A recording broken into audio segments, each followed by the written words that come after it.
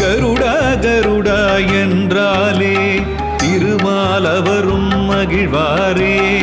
கருடன் தோளில் தான் ஏறி குறைகளை களைய விரைவாரே. கருடா கருடா என்றாலே திருமாலவரும் மகிழ்வாரே.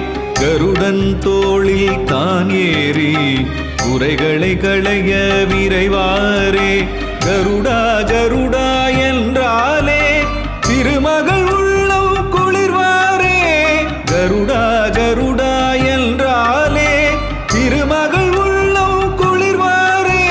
திருவருள் செய்து செல்வமெல்லாம் சேர்ந்திடும் வரத்தினை தருவாரே. திருவருள் செய்து செல்வமெல்லாம் சேர்ந்திடும் வரத்தினை தருவாரே.